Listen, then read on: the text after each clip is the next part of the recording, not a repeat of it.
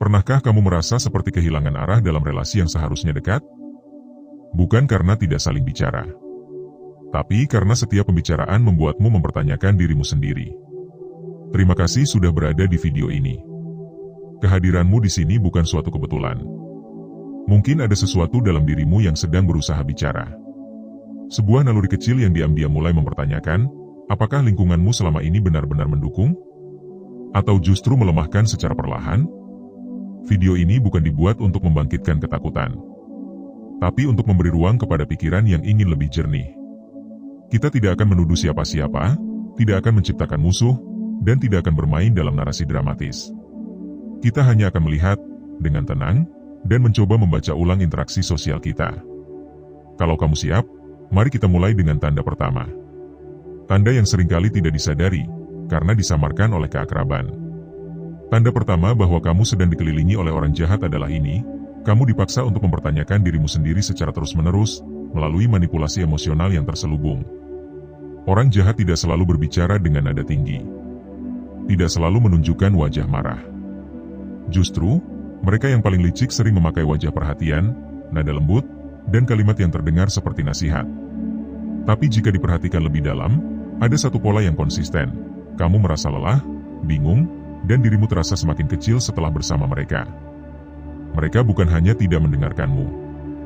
Mereka memutarbalikkan kenyataan. Ketika kamu menyampaikan rasa tidak nyaman, mereka menjawab dengan, kamu terlalu sensitif.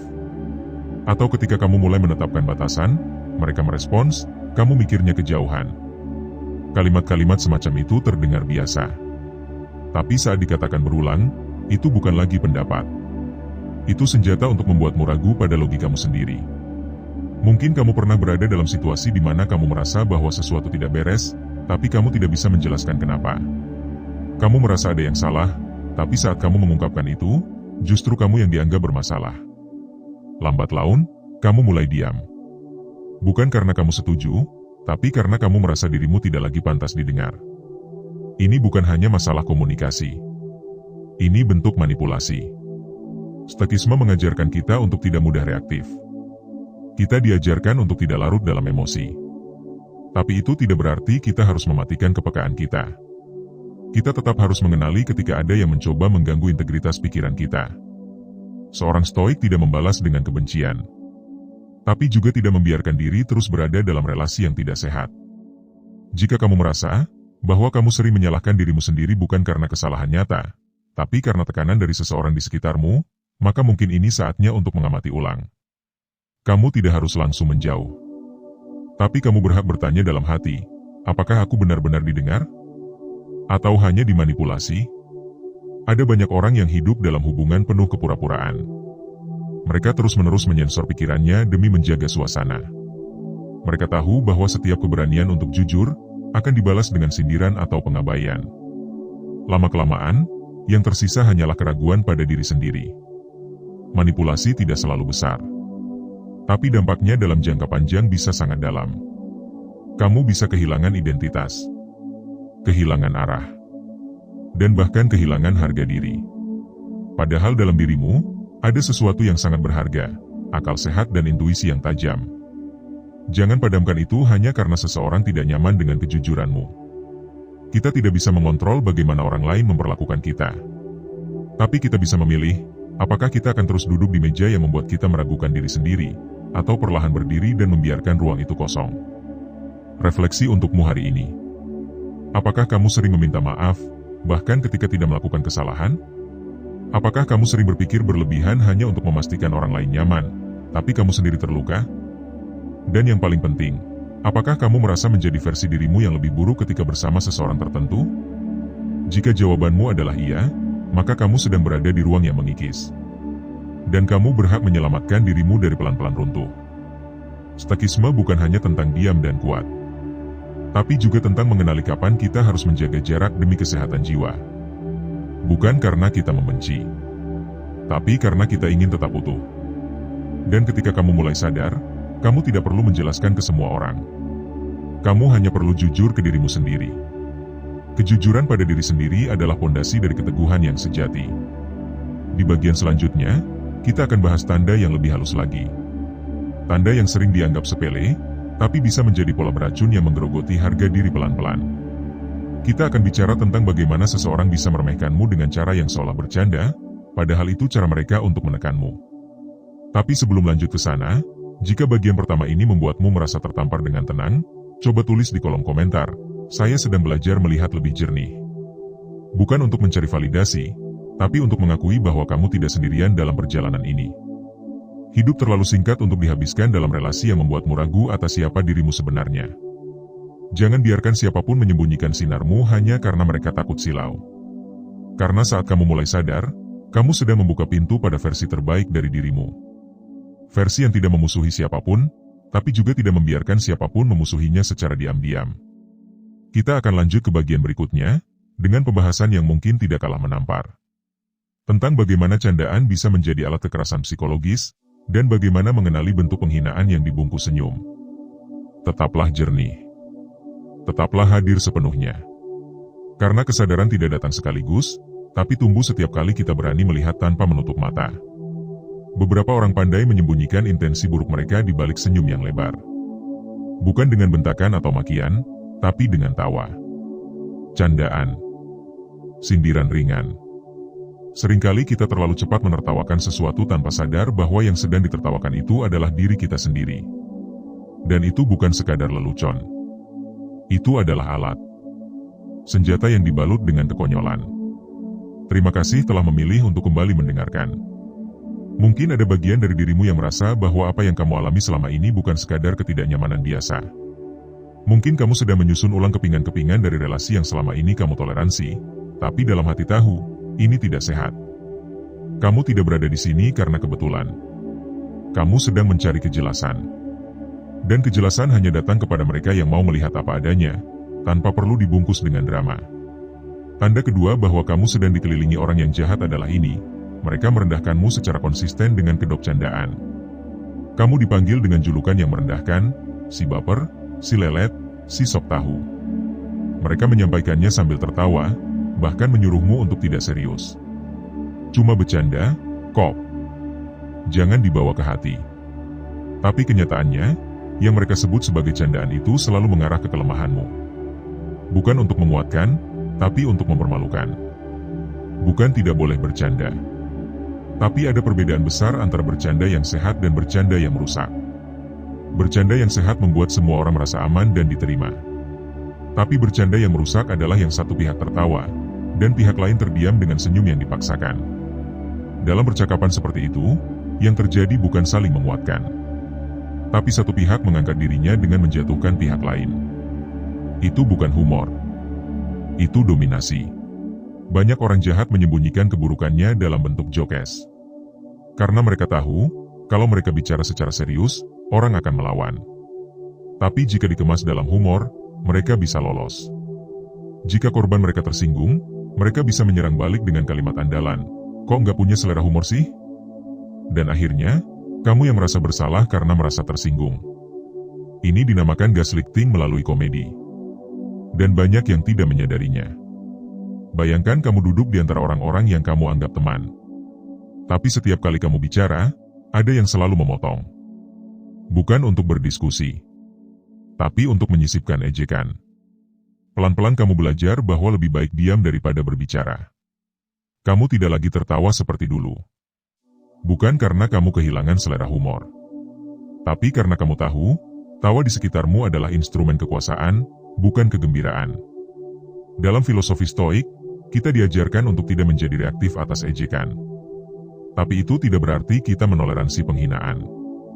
Seorang Stoik tidak menjawab cercaan dengan kebencian, tapi juga tidak membiarkan harga dirinya dikikis demi menjaga suasana. Kita belajar tenang, tapi tidak pasrah. Kita belajar sabar, tapi tetap jujur pada apa yang kita rasakan. Kamu berhak mempertanyakan, mengapa setiap kali aku ingin berbagi ide, selalu disambut cemoohan? Mengapa ketika aku menunjukkan kegembiraan, selalu ada yang menyelipkan komentar merendahkan? Apakah benar ini hanya bercanda, atau sebenarnya mereka sedang melindungi rasa rendah dirinya dengan menertawakanku? Orang yang terbiasa menyakiti dengan candaan biasanya adalah mereka yang tidak pernah diajarkan cara mengelola rasa tidak aman mereka. Mereka menyerang karena merasa kecil. Dan sayangnya, Mereka memilih menjatuhkan orang lain daripada menghadapi kekosongan dalam dirinya sendiri. Jika kamu berada di lingkungan seperti ini, mungkin kamu mulai kehilangan kepercayaan diri. Bukan karena kamu lemah, tapi karena kamu terus-menerus direndahkan dengan halus. Mungkin kamu merasa perlu berubah agar bisa diterima. Tapi itu bukan perubahan yang sehat. Itu adalah kepalsuan yang dipaksakan oleh tekanan sosial. Berhenti sejenak dan tanya ke dirimu. Apakah kamu bisa menjadi versi terbaik dirimu ketika bersama mereka? Apakah kamu bisa jujur pada dirimu sendiri tanpa takut ditertawakan? Jika jawabannya adalah tidak, maka ini saatnya meninjau ulang siapa yang layak kamu sebut sebagai teman. Kamu tidak harus marah. Tidak harus membalas. Tapi kamu bisa menarik batas. Batas yang melindungi dirimu dari siklus ejekan yang dibungkus sebagai hiburan. Kamu bisa mulai dengan diam yang sadar. Atau jarak yang tenang. Bukan karena kamu sombong, tapi karena kamu peduli pada ketenangan batinmu sendiri. Seseorang pernah berkata bahwa kita adalah cerminan dari 5 orang yang paling sering bersama kita. Maka jika kamu merasa sedang dipaksa untuk menjadi seseorang yang kamu tidak kenal hanya demi tetap tertawa bersama mereka, mungkin kamu perlu bertanya ulang. Apakah 5 orang itu benar-benar mewakili nilai-nilai yang kamu hargai? Stoikisme tidak mengajak kita untuk hidup dalam ruang isolasi, tapi mengajak kita untuk jernih dalam memilih ruang interaksi. Sebab pikiran yang jernih tidak akan bertahan lama di tengah tawa yang menindas. Tidak ada yang salah dengan menjauhi mereka yang bercanda dengan cara yang menyakitkan. Itu bukan kepekaan yang berlebihan. Itu adalah penghormatan terhadap dirimu sendiri. Jika kamu merasakan bahwa candaan yang kamu terima selama ini lebih sering membuatmu menahan napas daripada tertawa lepas, mungkin sudah saatnya untuk memberi ruang bagi keheningan. Di dalam keheningan itu, kamu akan mendengar kembali suaramu sendiri. Suara yang selama ini tertutup oleh tawa orang lain. Dan ketika kamu sudah menemukan suara itu lagi, jangan buru-buru berbagi. Biarkan ia menjadi pondasi keteguhanmu. Biarkan ia tumbuh perlahan dalam keheningan yang tidak dipenuhi komentar. Untukmu yang sedang menyadari bahwa ada pola dalam pergaulanmu yang melemahkanmu diam-diam, kamu tidak sendirian. Banyak yang mengalaminya. Tapi tidak semua berani mengakuinya. Kamu bisa mulai dengan menulis di kolom komentar, saya memilih tidak tertawa atas diri saya sendiri. Bukan karena kamu tidak punya humor. Tapi karena kamu mulai menyadari bahwa kebahagiaan tidak boleh dibangun di atas penghinaan terhadap dirimu sendiri. Tertawalah jika itu membebaskan. Tapi jangan tertawa hanya untuk menyembunyikan luka. Dan saat kamu belajar untuk memilih tawa yang sehat, kamu sedang menyusun ulang cara dunia memperlakukanmu. Di bagian berikutnya, kita akan bicara tentang satu tanda yang lebih dalam.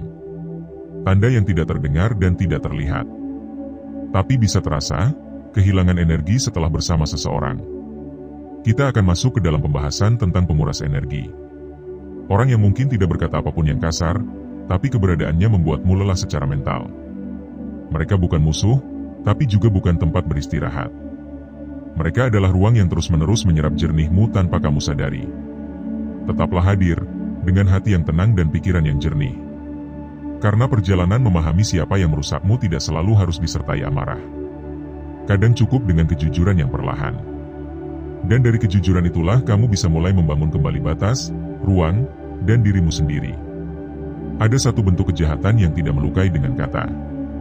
Tidak juga menyerang dengan ejekan. Tapi diam-diam menguras. Seperti air yang menetes perlahan, tapi terus-menerus, sampai akhirnya mengosongkan wadahmu. Bukan karena kamu ceroboh, tapi karena kamu terlalu lama tidak menyadari bahwa kamu sedang bocor secara emosional. Terima kasih karena masih memilih untuk mendengarkan. Ini adalah bentuk kesadaran yang tidak dimiliki semua orang. Tidak semua orang mau jujur bahwa ada yang salah dalam hubungan sosial mereka. Tidak semua orang cukup berani untuk bertanya, kenapa aku merasa lelah padahal tidak melakukan apa-apa? Kamu tidak sampai di sini karena tersesat. Kamu sampai di sini karena ada bagian dari dirimu yang sedang bangun dari kebiasaan yang selama ini kamu sebut wajar. Tanda ketiga kamu sedang dikelilingi orang jahat adalah ini, kehadiran mereka membuatmu lelah secara mental dan emosional tanpa alasan yang jelas. Ini bukan tentang orang yang marah-marah. Bukan tentang yang memaki atau mencemooh. Justru seringkali, ini datang dari orang yang tampak tenang. Tapi di balik ketenangan itu, mereka membawa muatan yang mengganggu kedamaianmu. Kamu tidak bisa menjelaskannya dengan mudah. Tapi kamu bisa merasakannya. Setiap kali kamu selesai bertemu dengan mereka, kamu tidak merasa segar. Justru merasa kosong. Seperti seseorang yang baru saja berlari panjang, padahal hanya duduk dan bicara. Ini bukan hanya soal topik pembicaraan yang berat, tapi soal energi. Dan kamu mulai sadar, bukan semua orang datang membawa ketenangan. Ada yang hadir hanya untuk menyerap. Dalam istilah yang lebih sederhana, mereka disebut emotional vampire. Pengisap energi emosional. Bukan karena mereka jahat secara sadar, tapi karena mereka tidak tahu bagaimana cara membawa dirinya tanpa menggantungkan beban pada orang lain. Mereka adalah orang-orang yang selalu datang dengan masalah, tapi tidak pernah membawa solusi. Yang berbicara tentang diri mereka tanpa henti, tapi tidak pernah bertanya bagaimana kabarmu. Yang selalu menuntut untuk dipahami, tapi tidak pernah benar-benar mau mendengar. Kamu menjadi tempat pembuangan, bukan tempat pertumbuhan. Kadang, kita tidak sadar betapa sering kita memaksakan diri untuk tetap hadir bagi orang seperti ini. Karena kita merasa bertanggung jawab. Karena mereka teman lama. Atau karena kita ingin terlihat baik. Tapi lama-lama, kamu mulai merasa, aku tidak lagi menjadi diriku ketika bersamanya. Aku menjadi cermin untuk ketidakpuasannya, bukan refleksi dari nilai-nilaiku sendiri. Seorang stoik tidak menolak kesedihan orang lain. Tapi ia belajar untuk tidak ikut tenggelam di dalamnya. Tidak semua orang yang datang padamu perlu ditampung seluruhnya. Ada yang cukup ditemani sebentar. Ada yang lebih baik dibatasi. Karena kamu bukan tempat sampah. Kamu adalah manusia yang juga punya beban. Dan bebanmu juga valid. Ketika seseorang terus-menerus membawa narasi bahwa dunia selalu melukainya tanpa refleksi, itu adalah tanda bahwa dia tidak sedang tumbuh. Dia hanya mengulang pola. Dan pola seperti itu menular. Kamu bisa menjadi cermin dari keputusasaan-nya. Kamu bisa menjadi orang yang ikut merasa dunia ini tidak adil, padahal kamu punya potensi untuk melihatnya dari sisi yang lebih jernih. Pernahkah kamu merasa jauh dari dirimu sendiri setelah bersama seseorang? Itu bukan ilusi. Itu adalah intuisi. Dan intuisi jarang sekali salah. Kita bisa menipu pikiran, tapi tidak bisa menipu energi. Berhenti sejenak dan tanya pada dirimu. Apakah aku merasa menjadi versi terbaik dari diriku setelah bersamanya? Apakah aku merasa damai, atau justru gelisah? Jika kamu mulai kehilangan ketenanganmu tanpa sebab, mungkin kamu tidak kehilangan. Mungkin kamu sedang berada di antara orang-orang yang mengurasnya. Dan ini bukan ajakan untuk egois. Ini adalah ajakan untuk jujur. Kejujuran adalah akar dari kehidupan yang tenang. Dan dalam relasi, kejujuran seringkali dimulai dari pengakuan. Aku tidak bisa bertumbuh jika terus berada di sekitar orang yang menyerapku. Tuliskan di kolom komentar, energi saya bukan untuk diserap, tapi untuk dibagi. Itu bukan kalimat motivasi. Itu adalah bentuk kesadaran. Bahwa kamu bisa hadir untuk orang lain, tapi kamu juga berhak menjaga batinmu tetap utuh. Tanda keempat datang dari pola yang berbeda. Pola yang lebih manipulatif. Yakni, mereka membuatmu merasa bersalah karena menolak membantu mereka. Ini biasanya datang dari orang yang pandai membalikkan keadaan. Ketika kamu tidak bisa hadir untuk mereka, mereka tidak hanya kecewa. Mereka menyudutkan. Mereka menyebutmu tidak peduli. Egois. Bahkan mengungkit masa lalu di mana mereka pernah membantumu, seolah semua kebaikan itu adalah hutang yang harus dibayar tanpa batas. Hubungan seperti ini tidak sehat. Karena bantuan yang sehat tidak membebani. Tapi orang yang jahat sering membungkus keinginannya dengan kalimat penuh emosi yang memaksamu untuk berkata ya, bahkan ketika hatimu ingin berkata tidak. Kamu mulai merasa bahwa batasmu tidak dihormati. Bahwa setiap kali kamu ingin istirahat, selalu dianggap menghindar. Setiap kali kamu tidak bisa membantu, kamu merasa bersalah. Padahal, kamu hanya ingin bernapas. Hubungan seperti ini bisa membentuk ketergantungan yang merusak. Di mana kamu tidak lagi tahu, apakah kamu membantu karena tulus, atau karena takut dituduh tidak loyal. Seorang stoik belajar untuk berkata tidak tanpa rasa bersalah. Karena ia tahu, membantu orang lain tidak boleh merusak dirinya sendiri. Jika kamu harus mengorbankan dirimu hanya demi terlihat baik, itu bukan kebaikan. Itu ketidakjujuran terhadap dirimu sendiri. Dan tanda terakhir yang tidak kalah penting adalah ini, mereka tidak senang melihat kamu berkembang. Ketika kamu mulai memperbaiki dirimu, mereka tidak memberi semangat. Justru menyindir. Ketika kamu mulai belajar, mereka mengecilkan. Ketika kamu mencapai sesuatu, mereka mengalihkan perhatian. Orang seperti ini tidak akan pernah terang-terangan menunjukkan bahwa mereka terganggu dengan keberhasilanmu. Tapi kamu bisa merasakannya. Ada jeda dalam ucapan selamat mereka. Ada nada sarkas dalam komentar mereka. Ada ketidaktulusan dalam pelukan mereka. Karena bagi mereka, kamu harus tetap berada di level yang sama. Agar mereka tidak merasa tertinggal. Agar mereka tetap bisa merasa lebih baik. Mereka tidak mencintaimu. Mereka mencintai versi dirimu yang belum tumbuh. Jika kamu merasa perkembanganmu selalu membuat seseorang menjauh atau menyerang, itu bukan tanda kamu berubah jadi sombong. Itu tanda bahwa mereka selama ini hanya nyaman dengan versimu yang dulu. Versi yang mudah dimanipulasi. Versi yang tidak percaya diri. Versi yang bergantung. Kamu punya hak untuk bertumbuh. Dan dalam pertumbuhan, akan ada orang-orang yang gugur dengan sendirinya. Bukan karena kamu mengusir. Tapi karena mereka tidak mampu berdamai dengan versi barumu yang lebih kuat. Stoikisme mengajarkan kita bahwa perubahan tidak harus diumumkan. Tapi harus dilindungi. Dan melindungi perubahan berarti berani membatasi akses orang yang tidak menghargainya. Tuliskan di kolom komentar, saya bertumbuh, bukan menjauh. Karena bertumbuh memang kadang membuatmu harus berpindah. Dari lingkungan yang melemahkan, menuju ruang yang memberdayakan. Kamu tidak harus memusuhi mereka. Tapi kamu juga tidak wajib terus hadir untuk mereka. Batas adalah bentuk kasih sayang tertinggi. Kasih sayang pada dirimu sendiri. Kita telah membahas 5 tanda yang sering luput dari kesadaran. Mereka tidak senang dengan keberhasilanmu. Mereka merendahkanmu lewat candaan. Mereka menguras energimu. Mereka membuatmu merasa bersalah karena menolak. Dan mereka tidak pernah memberi ruang bagi pertumbuhanmu. Kelima tanda ini tidak harus muncul dalam bentuk ekstrim.